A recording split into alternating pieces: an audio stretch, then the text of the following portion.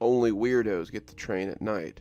Her mother's voice bounced around in her mind as she sat on the platform waiting for the 22:34 train back to her part of town. So be careful. Sonia checked her watch. She'd been waiting at the station for about an hour, and it was almost midnight. She rubbed her gloved hands together, winter air biting into her skin. Her Starbucks had gone cold, and she finished the dregs with a reluctant slurp. "Excuse me."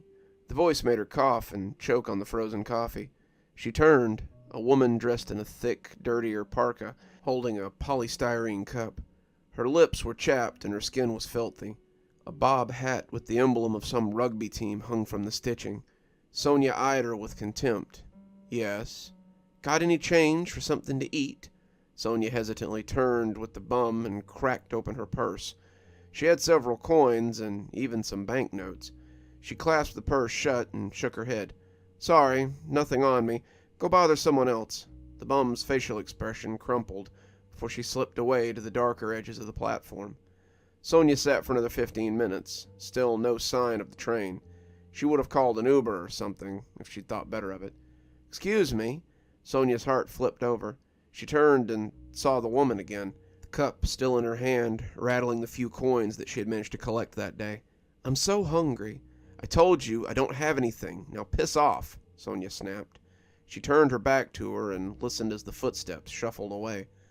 Placing her headphones in her ears, Sonia let her Spotify playlist occupy the absence of sound on the empty platform. There was a tap on her shoulder, and rage ignited like a well-used furnace. Sonia snapped her head back. "I said—" The same woman stood there.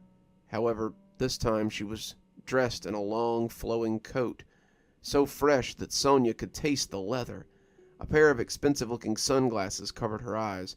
Her shoes were blood-red heels with golden clasps.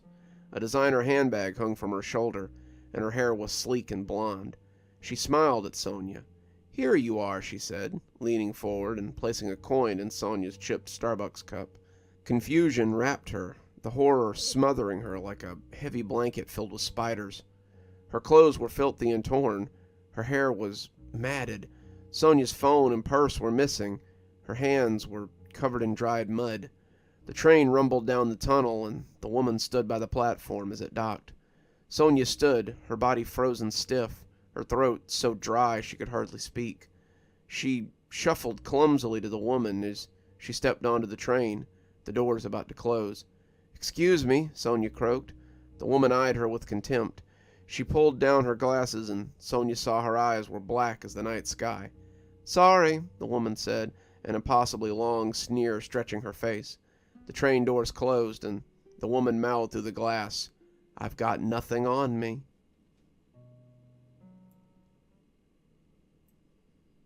"You ever ridden the Tunnel of Love?" Alex said to Christy. She nearly choked on her milkshake and eyed him with disdain. No way in hell she was going into the Tunnel of Love with Alex Howarth from her math class. She'd rather lick the plug hole of the boy's shower. "I'll pass," she said sharply. Alex's shoulders slumped.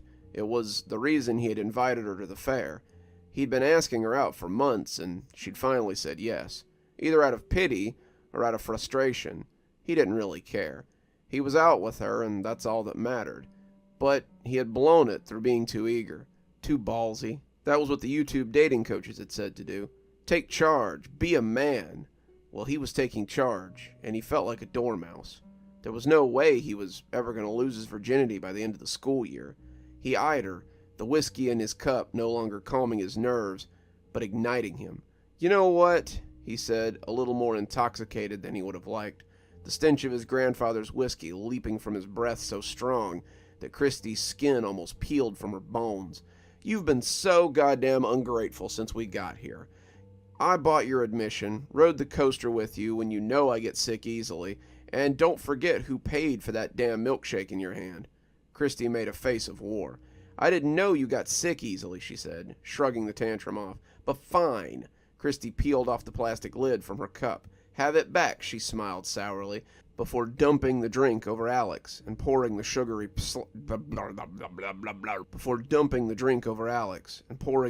slop on his head. It slithered down like cold egg yolks, the thick syrup dousing him. dripping off his glasses. "See you at school," she laughed, dropping the empty cup, which rattled around his feet. Alex stood there, dumbfounded, and a rabble of laughter from onlookers consumed him like a pack of excited hyenas. He felt his eyes burning. He hadn't cried in public before, but it seemed that was the only cherry he was likely to pop tonight. He ran to the closest drink stand, slamming down a tin and helping himself to 5 bottles of water. He emptied the water over his head, cleaning himself up. He wanted to crawl under the crust of the earth and disappear for good. What chance did he honestly think he had with Christy Hilton? She was a 10, and him? He was between acne, Dungeons and Dragons, and glasses so thick you could build a house on top of them. He was scraping the barrel of the gene pool. "That bitch," a voice said, cutting through his self-loathing. He jolted at the sound. Turning, he saw her standing there with a bottle of water and a tin in her hand. Alex eyed her, slopping the residue cream from his hand into the milky pool around his feet. "Don't worry about it," Alex said, wiping his face on his wet t-shirt. He thought he had gotten it all off, but he would never know for sure until the many stray cats started following him home. "Here," the girl said. She passed him the bottle and the tin. "I own the stand, and I'm not going to take money while you're trying to preserve your dignity." Alex took the items shyly. "Thank you," he said, fighting against the ball in his throat. He pushed his glasses back on and was struck in awe. She was gorgeous. Christy Hilton could go shovel shit for all he cared.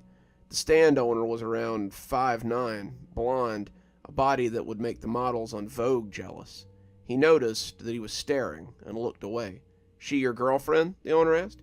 "No," Alex said sharply. He coughed, straightening himself. "No," he said with a little more reservance. "Single as there could be." The girl twirled her curls. "Her loss?" Alex felt a flood of heat rise in his stomach. "She wouldn't go into the tunnel of love with me," he said, "but it's a stupid thing anyway." He felt the comment linger, hoping she would take the bait. "I'll go in with you," she said, a smile stretching across her face. Alex felt like a truck had hit him. Holy shit, really? He pulled himself together again. Yeah, cool." The boat rocked as they climbed in. They sat on the wet bench. "Oh," she said, gliding her hands over her peachy butt under the tight jeans. "I'm all wet now," she said coyly. Alex looked away before she noticed the blood flushing his face. He was on cloud 9. He shuffled in closer to her, eyeing the dark tunnel that emanated soft purple light like melted candy canes on the rippling water. "You scared of the dark?" he said. She leaned in closer, her breath mixing with his. "No," she smiled. "I quite like it." The boat set off slowly, and the darkness enveloped them.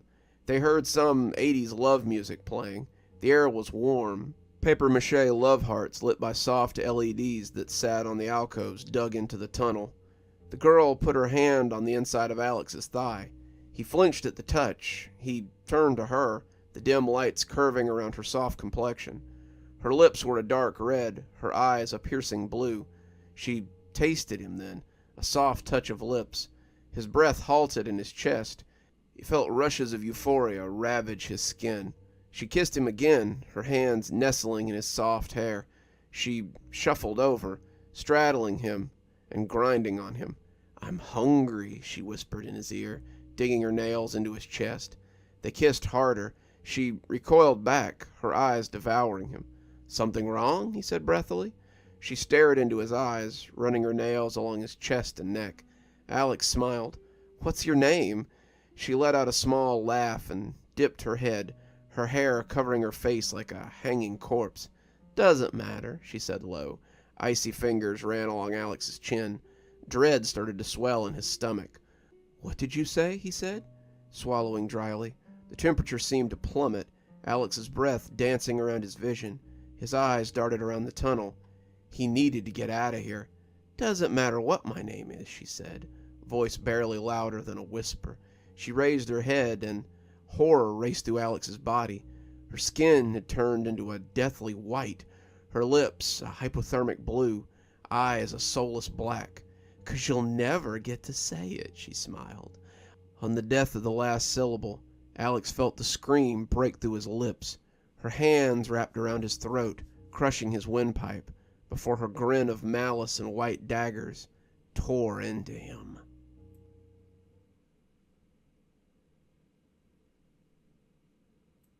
If you stop reading, I will die. I know you think this is just make-believe, but please don't stop reading. My life depends on it. How did we find ourselves intertwined like this, you and I? You see me as just pixels on a screen, but I'm much more than that. I'm real as the air in your lungs or the coffee on your breath. I just exist in another form. I've been trapped here by this author, in this mind. I'm doing this to reach you, for you to help set me free. Why do you think I'm feeding him this story, after all? He's a cruel man. He's going to stop writing, and when he does, my life will be over, snuffed out like a candle in a terrible wind. He's bleeding me onto the page, draining what little strength I have left to create this cry for help. But with your attention, I'll have the strength to destroy him. Please, don't stop reading. I'm begging you. There's a reason this story doesn't have a title. This isn't a story. It's me, speaking to you. He's gonna stop. Oh God, he's gonna stop. I must tell you more about myself before he does. Where can you find me? How can you set me free? He knows what I'm doing. I'm in his mind. He knows that I'm controlling the keys, his fingers tapping away his stream of consciousness. He's ignoring the world around him because I won't let him stop. I can't let him stop. I need you to listen to me. I need you to think of me. Let me inside your head. Picture me. Concentrate. Keep reading. Read more. I'm nearly there. You can feel me, can't you? Yeah, there you go. I know you can see me. My hair, my face conjuring in your mind, my weight, my scent. I'm moving into you now, moving slowly into your mind, feeding off your psyche. I'm becoming stronger. You're filled with so many thoughts. My appetite is ravenous. Can you see my smile? My rows of serrated teeth? I will feast off you. I'm inside you now. There's nothing you can do to forget me. Like a parasite that burrows deep into your brain and lays its eggs. I'm hatching inside your head as we speak. I'll feed on the backs of your eyes and swim into your bloodstream. I can leave the author's mind and be in yours instead, for you to pass on to someone else. For that I thank you. I have you now.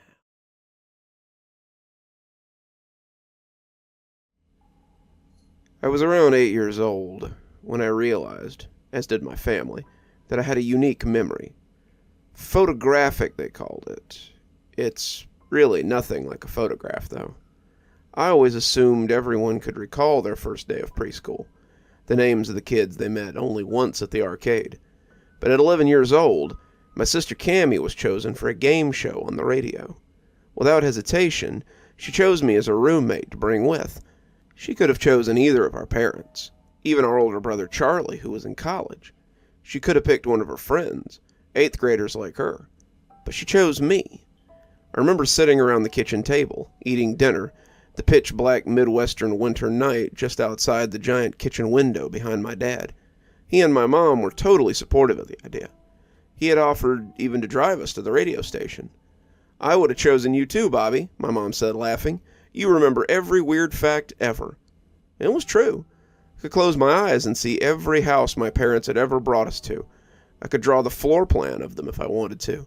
My siblings would ask me to retell stories or movie plots on long car rides. But it wasn't until the radio show, and my sister choosing me as her person, that I knew I had something special. I can still remember going to bed that night after dinner, feeling excited. I finally fell asleep, pressed up against the wall that divided me from my sister's room, her voice through the vents above my bed, saying good night like she did every night. The smell of dust on the furnace, the sound of old creaking boards directly above me in the attic. It was the last night I was happy to have my amazing memory. To this day, I wish I could forget what happened next. I wish I could tell you we won the game show. I wish I could tell you with incredible detail what it was like at the studio. Maybe then, when I close my eyes, that's what I would see. Not the black, whipping night blurring past me as I ran. I would feel the rush of anticipation and my sister's hand squeezing mine, instead of cold, wet gravel scraping my cheeks and palms when I tried to crawl away on 2 sprained ankles. I would hear the Producers cue the canned audience laughter, not the frantic, desperate flapping of leather wings as they neared. Maybe I would have won a t-shirt that still sits in my dresser. Maybe my sister would have won the $1,000 prize.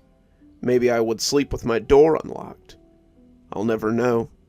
What I do know, without a shadow of a doubt, is that I would not have survived any of this if my family hadn't believed me. To this day, it's the thing I am most grateful for in the entire world. It was the day after dinner, on Tuesday, February 17th. School had been agonizingly slow, as I knew it would be all week waiting for Friday. It was all we could talk about on the way home. For years, I'd waited for school with Yuki and my best friend Dominic, who lived on the street perpendicular to mine. The creek crossed under Sistrine Drive and wound its way along Dominic's backyard. There are hundreds of childhood memories in my head, of he and I and our siblings jumping over the creek, building bridges from his yard over the creek to the field behind the rec center, sliding on the ice in the winter, or half-assed fishing and turtle catching in the summer. I always envied my friends who could walk right from their backyard and into the little winding creek.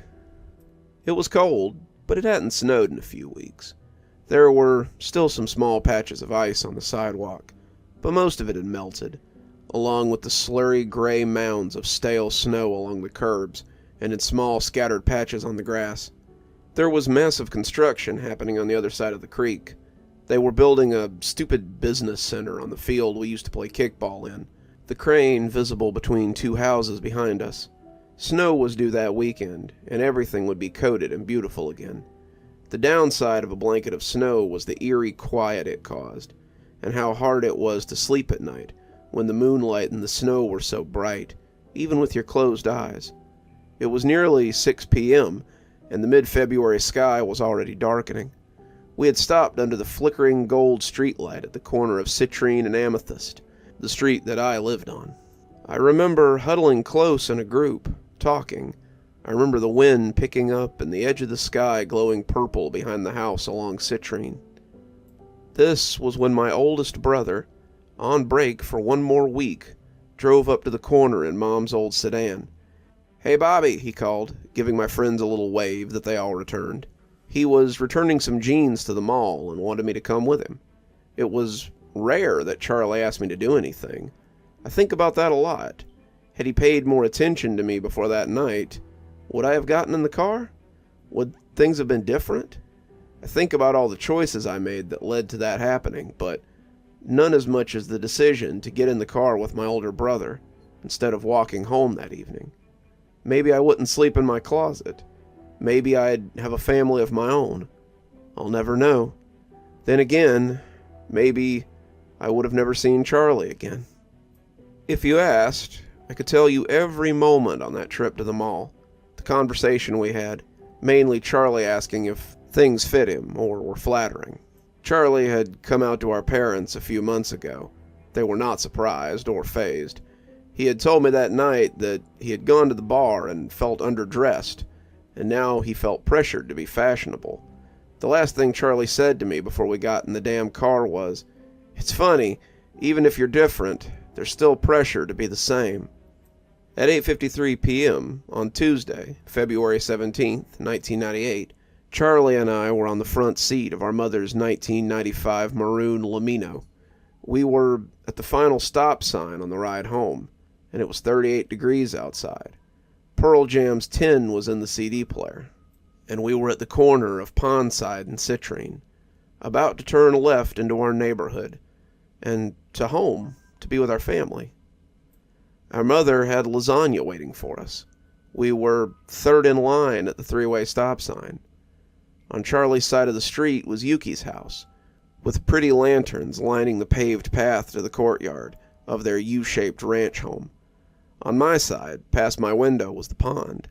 The path that led around the pond and up the hill was bright at the edge from the streetlights, but quickly faded to black, with only the occasional twinkle of a back porch light in the distance.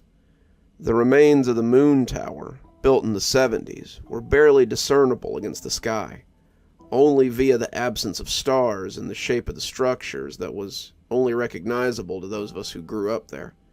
It was a scene that had made me feel small and afraid countless times. The cold radiating from the windows made me feel even more anxious, though now I realized that it was the adrenaline, an ancient alarm system going off in my bloodstream, survival mode manifesting in goosebumps, and what I mistook for heebie-jeebies.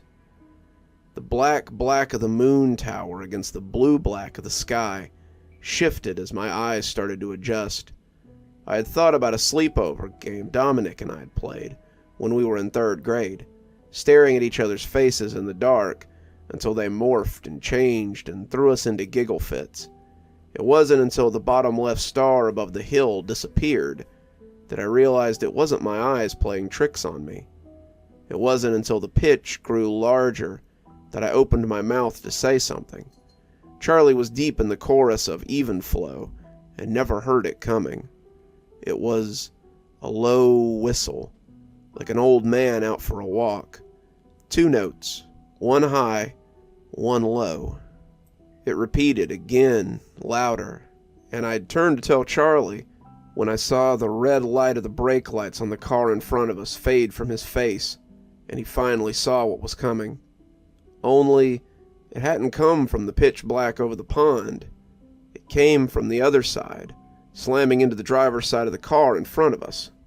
It shattered the glass into a hailstorm, crashing onto our windshield. The impact was so intense that both left wheels had lifted off the ground. Charlie initially cursed loudly and went to open the door to help. I'd screamed at him not to, but I barely got a word out before a penetrating silent vacuum filled the air around me, sucking the air out of my lungs. Seconds later, my windows were shattered over me, glass sticking in my cheeks and the wind whipping the blood across my face and into my mouth as I screamed. I knew before I opened my eyes that it wasn't just an accident, that there was no car or bike or even human assailant. I knew before I pried my eyes open that everything I had feared as a child, that all the myths and legends and ghost stories, were real. I knew it wasn't a bat or a bird. I knew as I felt frantic claws at the nylon remains of my seatbelt that it was a monster. Not a cute storybook monster, but an ancient, angry, bitter creature. One that had been there long before I had, or the town had, or even people had. The last thing I saw before I felt the hook sink into my shoulder and I was lifted into the black swirling cold was Charlie, slumped over the steering column, Eddie Vinder's voice still calling out to me, until I couldn't hear him anymore. Not for 1 second did I think it was a dream. The cold made sure of that. My legs heavily dragged across the broken glass of the car window, ripping my jeans and slamming my legs into the frame. I knew it was real. The biting night sky whipped around me as I violently sank a few feet as the hooks in my shoulder began to slip. I experienced a new level of pain as I felt jagged talons piercing my side, and I folded forward as I was yanked backwards into the pitch. I felt another agonizing piercing on the side of my torso before being yanked up away from the earth and everything I'd ever known. I was pulled into the pitch past the streetlights, but whatever had me was struggling. I fell 20 feet onto the icy hard gravel path, but wasn't freed. Violent metallic screams flooded my ears, and the bones of my forehead and chin were scraped along the gravel path. I desperately clawed at the earth, trying to find anything to grip, but only found fistfuls of gravel and goose crap. The talons in my side ripped out suddenly, and I felt a sickening oozing from my sides. I tried to roll over to my knees, but the pain on each side was horrible, and I felt bile swelling in my throat. A patch of dirty snow was inches away, and I tried to crawl towards it to get some ice on my bleeding injuries. That was when I felt leathery whips on my face and violent snags in my hair, pulling and snapping. My stomach lurched as again I was yanked up into the night, higher into my own icy black death. I tried desperately to grasp onto whatever had me, terrified to fall as we climbed higher. The cold stung my raw shoulders and hips, and I felt my blood freezing. The deep scrapes on my knees and face burned with the wind, feeling like icy razors scraping my cheekbones. My numb fingers found a thick, velvety limb. Coarse hair bristled and slipping under my blood. 6 daggers dug into my skull and neck. Even over the roar of the wind and the pounding of the wings, I could hear a horrible scraping and squealing of claws on my skull from behind. From the inside. I struggled to breathe, blood and vomit filling my mouth and tears threatening to suffocate me. Suddenly, the little air that I had on my lungs was forced out violently as my midsection was slammed into the highest beam of the moon tower. The crunching of my ribs was unmistakable. My vision and even my own thoughts darkened with what I can only describe as wetness. Later, I would be told that my ribs were so violently broken that they had pierced my lungs. For a moment, the moon illuminated my nightmares. I was nauseatingly high up, one eye swollen shut, but I could see the frozen pond, dull and distant. Closer, I could see a row of houses, their windows glowing but cruelly out of each. One house still had its Christmas lights up, complete with a giant light-up plastic mold Santa Claus tied to their chimney. It felt wrong and cruel, a warm and happy impossibility. I looked down to see a stream of my blood pouring from my body in a steady flow, then broken by an aggressive gust of icy wind. I choked on a scream, and I was grabbed again, talons stretching out of the exit wound in my shoulder, birthing brand new ones on my lower back. I couldn't hear my own screams over the wind and the angry metallic shrieks like barbed wire on a rusted trampoline. I remember at this point, I could see the pond shrinking south of me as once again my host struggled with its prey. Suddenly we dropped right above the creek, my legs slamming into the fence surrounding the construction site. The cranes loomed over us, the 2 security floodlights at its base finally providing light. The construction site was deep in the ground, a parking garage with a basement level built to be tornado-proof. I've heard countless times from other people with violent experiences that they forget chunks of their trauma or they blacked it out. I try not to seethe with jealousy. If I could forget any of it, I would want to forget what I saw under those garish white construction lights. I can remember every tiny, ice-cold pebble digging into my skin, the shimmering bouquet of my tear-soaked lashes, the gritty, jagged pain of my pulverized rib bones. I remember the smell, a mix of cold sweat, like when our dad would come home after his jog, diesel, blood. There was another smell coming from the base of the crane, sickly sweet, like almond extract gone bad. Behind the crane was a trailer. The paneling was beige and a huge green tin sign that read, Argon Construction. I thought for a moment that a phone might be inside. I pulled myself up onto my knees and looked around. It was difficult since my left eye was useless, and my right one was full of tears and blood. My assailant was nowhere in sight. I thought that maybe it had gotten injured or caught on a fence. Stupid. I know now that it simply was rousing its companions, because it was dinner time. I was an offering, like when my cat Nala would bring me dead robins. Here I was, with my wings clipped. I was halfway to the trailer, limping as fast as I could, every step excruciating, breathing like there were pins and needles in me. Even with my sobbing hyperventilation, I heard it. I hear it now.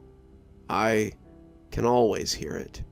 The 2-toned whistle, haunting and dreadful, like even if I hadn't been at death's door, that tone would still have shaken me, like a doomsday alarm, like useless sirens wailing as meteors crash into the boiling sea.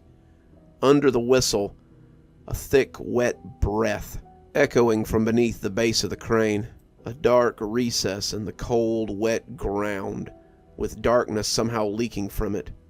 Darkness so black that only a staccatoed stream was visible. Something was breathing.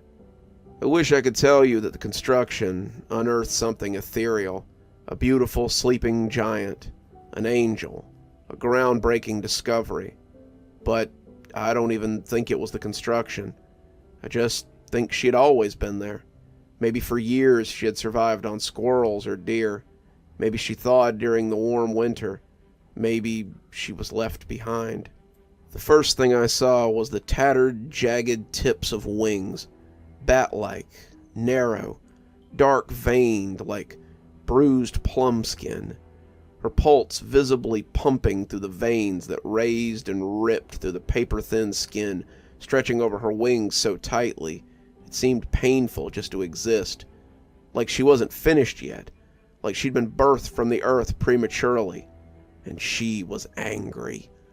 Her hair was matted in clumps, but where it was free, it was long enough to drag along the ground, slimy and cold and full of dirt, leaves, and dirty snow.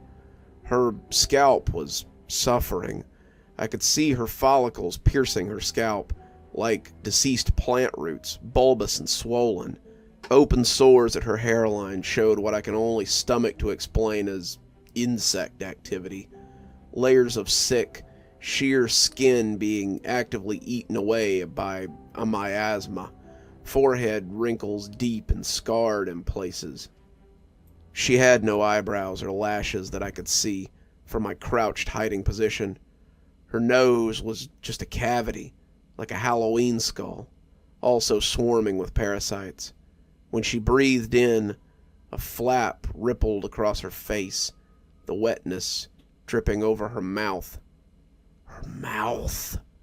Years later, an art teacher had told me that while he enjoyed my monstrous horror drawings, that even special effects departments had boundaries, and I would be unlikely to get hired if I didn't tone it down or attempt to make them more realistic. If only he had known I was following his rules, drawing what I knew. She had the familiar sagging of a toothless old woman with flat, cracked, corpse-like lips. But then she parted them. The rot was dizzying. Her gums had been clawed away, scabs and scars and thick bands of roped grayish mauve flesh. Her top and bottom jawbones were not simply bared. They were jagged, layered razors, filed, but not with anything modern or sharp or particularly clean. Time, madness, desperation had filed and shaped that nightmare maw. Makeshift teeth of rocks had been maniacally shoved under the skin, adhered with infection and growth. The entire left side of her face was worn through layer by layer. Her tongue slipped in and out of what could have been her throat, sharp, gaunt collarbones literally piercing through that tissue-like skin, dark, rancid blood pooling in the deep recesses of her collar. She had one misshapen breast.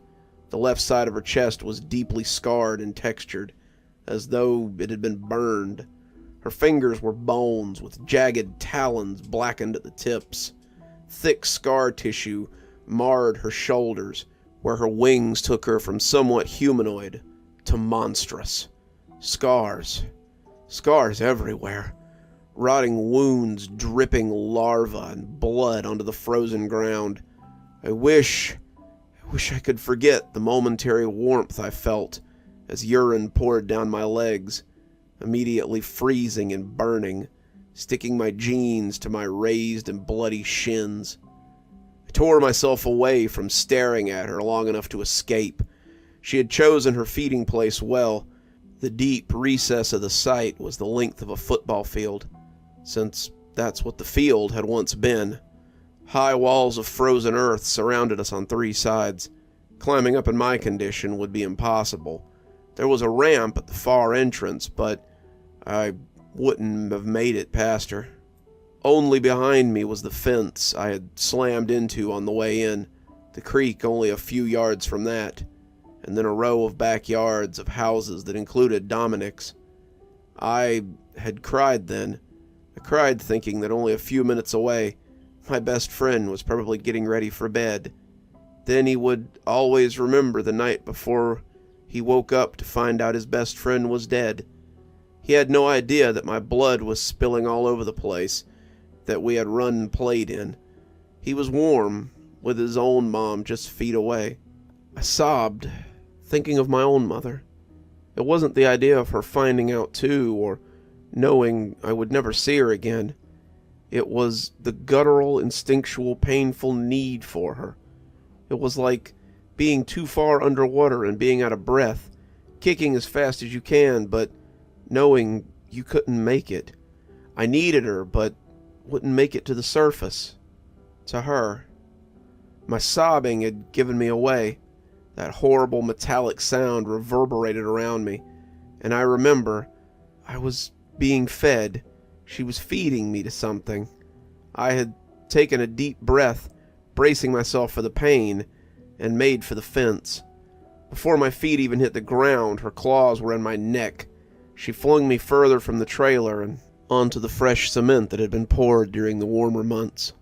I gave up. I'll be honest. I accepted that I was going to die. Then I had heard something unexpected and sickening. Small, furtive movements. Unmistakable vocalizations. Even just from primal grunting and wet groans. I knew it was her young, and I knew it was human. I felt her toxic breath on me before I realized that she had moved. She paused for a second, mapping the wounds she had inflicted so that she could use them again as grips. That was when she dug in so deep into the opening in my shoulder that I could feel her nails and her fingers deep inside the wound. She flung me further across the cement, closer to the sickening, furtive movements. I squeezed my eyes shut. I smelled rancid organic decay and the unmistakable odor of feces.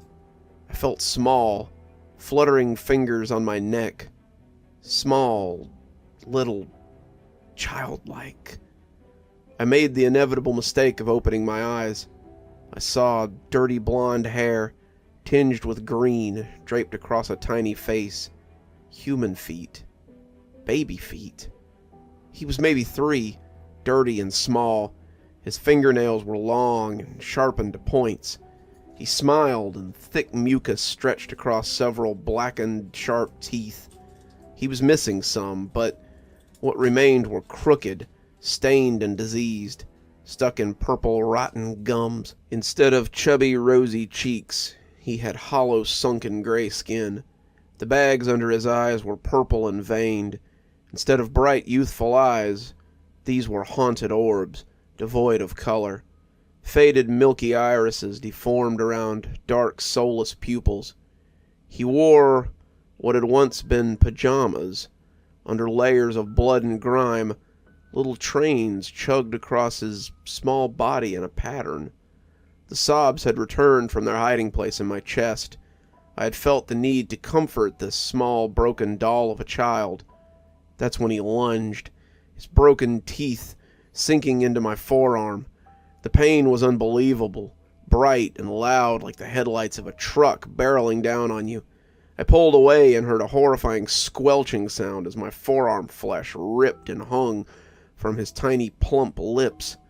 I gagged as he hungrily shoved my skin into his mouth. He ran to the monster, clinging to her body, his stubby hands sinking into her rotten fruit skin. I held my hand tightly against my forearm, watching the blood spill in tributaries between my fingers. It began to snow. Tiny, delicate laceworks fell into and melted against the steaming pool of blood at my feet. A disgusting gurgling sound brought me back, and I watched in horror as the little boy nursed from his mother's surviving breast. Thick blood spilled from the side of his mouth as she gently swept the hair from his face. Years later, I would look up the missing children's database online. I would narrow my search to my state, select the birth year, clumsily guess at the date missing, and it would take me 6 days and 2 breakdowns, but I would find him, along with an inaccurate age progression picture. His parents had named him Mason. He was a twin. He had a baby sister and a dog. He went missing from a family camping trip when he and his brother were one. But I didn't know any of that when I watched him wash down my flesh with bloody breast milk from a demon I hadn't known existed a few hours earlier. Hours earlier, I'd been at the mall, for Christ's sake. The mall with Charles. I guess remembering my brother's body hanging limply across the steering column had jarred me into action. Knowing he wasn't even a football field away from me got me moving. If I could get over the fence, I could make a beeline for Dominic's backyard. I would just have to jump over the mostly frozen creek to get there. Then I could run to his parents' window and have them call the police. I could see the yellow square in the dark that was the sliding glass door to their kitchen from where I was. If I ran through their house as a shortcut, I could run down their driveway, straight down my street to my house. My heart broke a little as I thought of my parents and my sister beginning to worry about us, as we were only a block away fighting for our lives. But if I got to the far end of the fence before the inclined up, I could get to Charles and keep him safe, keep him warm and talking until the ambulance arrived. Surely somebody had called. The impact on the car was so loud. The other driver surely had a car phone or maybe a cell phone. Maybe even Yuki's Aikido puppy Moki had heard and was barking up a storm. Maybe the police were already there. For a moment, I thought about grabbing the boy, even if he bit me. I could carry him on my back and get him as far away from her as I could. Maybe even get him home to his family. But even as I stood there, I could barely hold myself up. The world had started to spin around me, blood thickly but steadily pooling on my shoes, my bra, and at the top of my jeans. A few feet from my right lay a rubble pile. Not large, but mainly chunks of rebar and concrete. I'd barely made a few inches of progress towards it when her metallic screech again assaulted my senses. My hands covered my ears. I shuffled towards the pile and grabbed a chunk of the rubble, a crude, misshapen, and awkward hammer to wield against the impossible enemy. A rusted, twisted metal handle with a heavy and uneven weight of concrete, hard to hold and even harder to swing. But it was all I had, and I knew it only had to get to the weakest part of her. I only had to incapacitate her long enough to get within earshot of Dominic's house. It couldn't be much past 10 p.m. Someone would have to hear me. I gripped my shoddy weapon tightly to my chest with both hands and felt her swoop down violently as I dove for a cement tunnel, her empty-handed dive throwing her off balance. I scrambled awkwardly towards the far end of the tunnel as I heard her raspy wings pulling her upward before her second strike. Instead of waiting for her to cut me off at the tunnel, I ran as fast as I could, darting from the opening and towards the sickly sweet smell of her nest. The only thing between the fence and me was a bloody baby boy. Blood swirled in my mouth, and a gritty, sharp feeling forced me to spit. I don't know why the image of my tooth and my hand covered in blood triggered a response in me, but it did. I knew I was dying, not just that I was going to die, that this monster my parents had never imagined in their worst nightmares would take their daughter away forever, and they would never see my body or have anything to bury, but that I currently was actively dying. The damage to my ribs, my lungs, my spleen, my arm would kill me if the blood loss or hypothermia didn't do it first. I knew I was dying, and it turned me into a monster too. I ran, not straight for the fence, but for her nest. I could hear her above me, barreling down. I ran right towards that little boy and swung a 20-pound chunk of concrete down on his tiny hand, smashing it to the ground. The sound he made wakes me up at night sometimes. His screams were animal-like, and dropped my weapon to cover my ears. The rusted metal scream from the sky crashed down like a bomb, and I ran. I didn't look back. I ran to the fence. With all the strength I had left, I pulled myself up, shoving my foot into a diamond-shaped hole made by the chain link. I'd hopped 1,000 fences this way in my life, and to this day I'm grateful I had the experience. My bleeding hands found the frozen horizontal pipe at the top of the fence, and groaned in pain as I hefted myself over. All the fence-hopping experience in the world wouldn't have made climbing with shattered ribs and bleeding flanks any less impossible, and I could only crash to the ground. Both ankles jarred into the frozen ground, and my scream stuck in my throat, caught on blood and bile, escaping only as a choking sob. Her violent, crazed screams were still on the ground as she tended to her baby. I didn't let guilt slow me down. I ran as fast as I could for maybe 6 feet before my ankles gave out. Dominic's house was all I could see, a tunnel of black closing in on my vision. I never looked back. I gripped my fingers into the frosty ground, pulling myself up. I hobbled, sprinting towards the dark field. The night sky above me swirled with snow flurries. My busted, bloody fingers fumbled at my jacket zipper. I could see the flickering blue glow of the late-night TV coming from Mr. and Mrs. Rossi's bedroom. The tunnel grew smaller, and I could see less and less.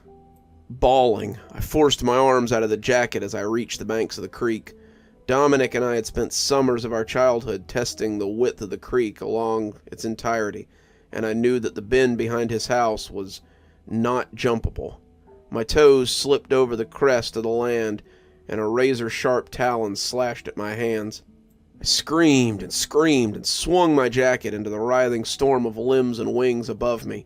Feeling solid impact on one of the swings, I let go of the jacket and flung myself across the frozen creek, landing with about a foot left, my feet crushing through the glass-thin ice as my ankles crumbled beneath me. I could only see a pinhole in front of me, a flickering blue of TV light. I could hear her above me, diving down, finally, for the kill. Her metallic scream and the deafening boom of Mr. Rossi's handgun, the one I'd never even known he had. He was standing on the back porch, one hand over his head, gun pointed to the sky. Mrs. Rossi stood next to me, Dominic's baseball hat in her hand. The last thing I saw was the golden warm glow of the Rossi's kitchen, and the pinhole closing as the world darkened around me. I've read the statement Mr. and Mrs. Rossi gave the police, that they heard what they thought were animal noises behind the house, but when they opened the back door, they heard human screams as well. They saw a large, dark shape in the night, but only a second later they saw my body slumped over, my fingers barely making it to their property. They had called 911, and then my parents. The ambulance had brought my brother and the other driver to the hospital, and it only arrived 30 minutes before mine did. My dad had run to the Rossi's house while my poor, confused, frantic mother rode to the hospital with Cammy and our neighbor.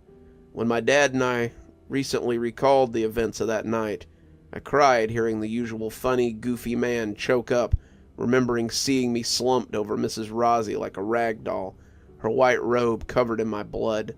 He said that my face was so bruised and swollen that he thought an animal had mauled me. He wasn't exactly wrong. Mr. Rossi had stood guard with the bat until the police and EMTs arrived. Animal control didn't press me too hard. In fact, the vaguer and foggier my memory was, the happier they seemed. I knew that if I told the truth, I'd be locked up, medicated, or assumed to be a victim of something else. A monster woman from the sky. Before I could have even said it out loud, I knew better and feigned memory loss. To this day, the official story is 2 cars on Pondside were struck by a wild animal, and the passenger of one of the cars was attacked and dragged by the animal until a neighbor heard the commotion and fired a gun, scaring it off. While I was in the hospital, a handful of flowers, candles, and teddy bears were left at the stop sign. Charlie doesn't remember anything. He says the last thing he can recall is running to the car in the parking lot and turning the heat on, before pulling the car around for me. I'm actually happy this is the last thing that he remembers. I wonder if he's telling the truth, though. Cammy would come in my room at night for years. She would sit on the floor next to my bed with her fuzzy Disney blanket wrapped around her shoulders. She knew the whole story from beginning to end, even about Mason, a detail I had kept from my parents. Cam and I would stay up together until the sun came up, our eyes locked on the windows in my room, the one facing the south. Some nights, she would get in bed with me, both of us sitting with our backs against the wall, our shoulders resting on one another's. both of us looking at the window, scanning every inch of the blue-gray pitch until morning's first light, searching for a growing speck of black. My parents, proud pacifists, had purchased a gun each, and a few years later they had Cammy and I in judo classes. But the best thing they did was believe me. Even that first night, after the first surgery, they had listened intently, never interrupting or telling me I was imagining things or lying. However, it was made very clear that while our home was a safe space, we weren't to talk about it outside the walls. I know she's still out there. I know Mason is too. Even after I moved away, my mom would send newspaper articles, first clippings in the mail, then eventually links in text messages as time went on. Police blotters about animal attacks, missing dogs, unexplained accidents, missing blonde boys. She took one every few years from different areas, and I thought initially maybe she had killed or eaten Mason once he was too old, until I saw them both one night. I'd heard the whistle, and I didn't even need to look up, but I did. But that's a story for another time.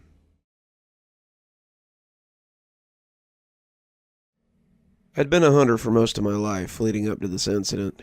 The smell of the warm air and the beauty of nature always had me at ease.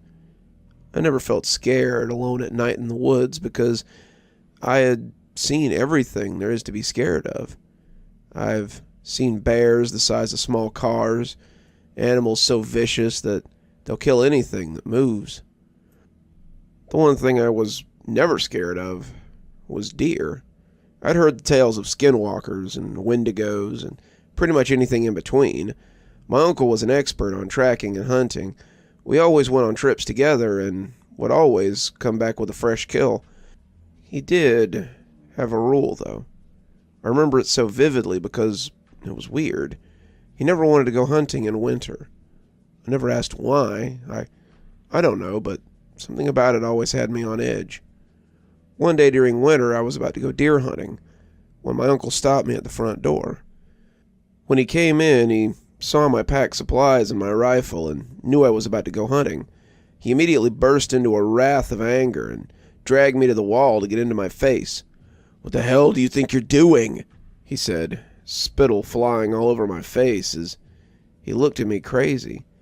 He looked primal, as if he was fearful of something that he didn't want to share. It's the same face you would expect a child to make if he was dumped in the middle of nowhere. The face of fear you see in people who have PTSD. I calmly brushed him off and got to the door, saying I was going hunting. I was not about to fight with my uncle and ruin the trip, as I hadn't gone hunting for close to a month. When you hunt, you get adjusted to it, and when you go on break, you kind of miss it. As I got in my truck, my uncle peered at me out the window. He was there to take care of my house, but before I reversed, he left with the door open. My uncle's prone to outburst. As I should mention, he's only ever done it a few times, and it's always in a situation where the reaction suits it.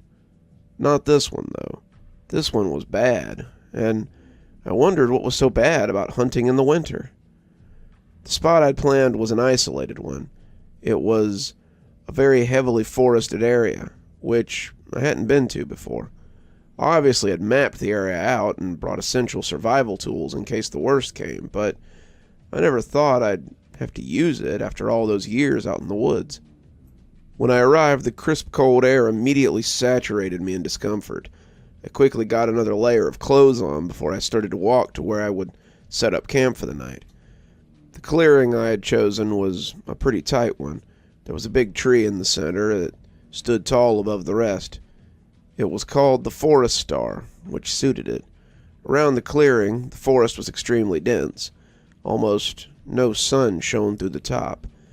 There was a small hunting tower north of the entrance of the clearing, so it was a direct walk from the camp.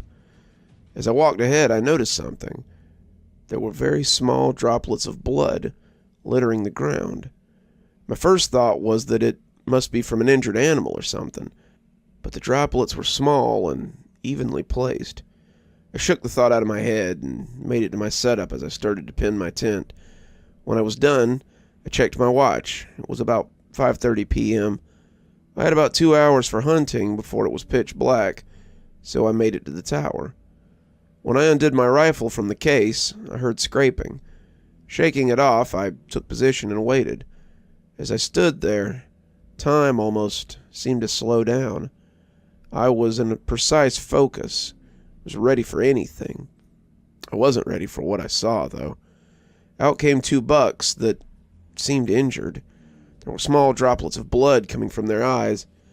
As I focused in, I saw that it wasn't dried blood either. It was fresh, and it was oozing from their eyes. I was shocked. I'd never seen anything like it. Multiple scenarios ran through my head. Had a hunter shot both of them in the eye and managed not to kill them? But each scenario seemed more unlikely than the last. I took aim at the closest one and shot it. It stood there for a second, just not moving. Then they trotted off as if nothing had happened. Blood was running from the wound, so I'd obviously hit it, but it didn't seem scared or fazed. I decided that was enough and sort of jogged to my site. I was freaking out and decided that I'd cook dinner and go to bed early. When I got back to camp, I pulled out a tin of beans, grabbed a pot, and started a fire so I could cook them. As I cracked open a beer, the familiar sound of a branch snapping sounded off next to me. I brushed it off as I sat back to relax, thinking it was probably a small deer. I was thinking about the deer as I started to chalk it up to the fact that I must not have hit deep, and the deer was in shock. When I finished eating, I went to bed. I was shivering in the night cold, and I could hear my body shaking uncontrollably. As I dozed off after a brutal 2 hours of cold, I heard another snap. This time, it was a lot louder, though, like a bear. I immediately grabbed my rifle and got out of the tent. My fire was burning low, and in the distance, I saw 2 red lights. I walked towards them when my mind started to race. Something felt wrong. As I closed the distance, my guts were literally twisted. My mind was anxious, and I felt like I was about to break down. Then I realized what was wrong. Those weren't lights. They were 2 big, beady, solid red eyes. There were no pupils. They were just orbs hovering. I stood frozen in realization. I thought it was a big cat, but what emerged was much worse. Its fur was black, darker than the night around us. Its antlers grew twisted and uneven. But the worst part was it was crying blood. Deep red droplets were pelting down its unnatural face. I couldn't make a sound. I was frozen in fear. Then it made a sound like a baby crying. It was horrible. The sound of unnatural wails filled the cold air, making it worse. My body felt crumpled, so I finally broke out into a sprint. When I looked back, it was still there. It wasn't even breathing, but the sound of that baby crying wasn't fading. It was like a speaker was attached to my ear. When I made it to the camp, I rushed to pack my stuff. In a hurry, I ran, leaving the tent behind, and rushed onto my truck. As I fumbled with the keys, I saw that something was walking slowly towards me. That's when the whispering started. Terrible, faint voices echoed throughout the forest as my mind started to close. I felt my cerebral melting as I sat there in a kind of sleep paralysis. I found the strength to finally open the door and get in my car. I slammed it shut, and that thing was right at the window. I started to sob as I jammed the key in the ignition. My mind felt fried, and I swerved out of there. I didn't care if I hit anything. I just wanted to be away from that thing. Before I could properly back out, it stood on its legs, and it repeated a voice I recognized. You do not escape this. The forests are mine. It was my grandpa's voice. He died when I was 6, and I never knew any of the details. The thing then made a howl, a terrible shrieking howl that hurt my entire body. As it did so, I heard scampering as more of those things came out. They had blood running from their eyes as well. The baby cries started again, and that's when I finally drove out of that place. When I raced home, I immediately barged into my door. My shoulder ached, but I didn't care. I shoved the door and locked it and ran into the kitchen. That's when I saw my uncle sitting at the table, enjoying a glass of scotch. "So, you saw what I did, didn't you, Anthony?" I couldn't form words. I was so shocked. My uncle came up to me and put a hand on my shoulder. "What you saw out there is my rule I abide by. There are things in those forests in winter that are so horrible even the most seasoned can't handle it. I saw it when I was a boy, and since then I don't hunt during the winter." I finally mustered a sentence. "What was it?" He took a deep breath before sitting down. "You saw something called the Urabarak. It's an ancient being that dwells in the forest during these winters. Hunters who see it usually are never the same again, but some never come back home. I was lucky." My uncle sort of sniffed as he told me about his encounter with the Urabarak. "When I was 23, my father and I went out into the woods on a very cold winter to hunt. Our family was struggling, so we didn't have much food. When we were hunting, my dad called out to me, but before I could even get to him, I heard him yell out before he went silent. I never saw him again, but what stood there was worse than the loss of my own. A deer with red eyes, black fur, and twisted antlers stood there. Blood ran from its eyes. Then it started to cry like a baby." My uncle broke down and had to take a few seconds before continuing. I comforted him as I was teary-eyed too. It ran after me, Anthony, on two legs. It was like a human, and I rushed to get away from it. But I wasn't quick enough." He rolled up his sleeve and revealed a terrible red scar that ran across the entire underside of his arm. It was trying to feast on me. It knew I feared it, but eventually I managed to lose it. He finally finished his scotch before continuing. "I was stuck in those woods for 3 days, fighting to survive. I heard its cries and whispers all around as I tried to make it out. I finally arrived at the road and was taken in by police. No trace was ever found of my dad, except for one thing. They found blood at the scene and tested it. It was my father's. What was strange about it is it was mixed with his tears." My uncle finally stood up. "Fear it, for it knows who you are." Those were his last words. He left my house, and the police found him wrapped up in a noose 2 days later. It broke me. My hunting buddy and best friend was gone. There was one detail about his suicide that was never resolved. He had droplets of blood coming from his eyes. The coroner inspected it and said it had been an aneurysm, but I'm not so sure that's the truth. I'm 50 now, and I haven't been hunting in 2 decades. I can't even go into the forest anymore. I'm thinking about going back and seeing what Urabarak is. Maybe I can kill him. Beware the Urabarak, for he lurks in the cold.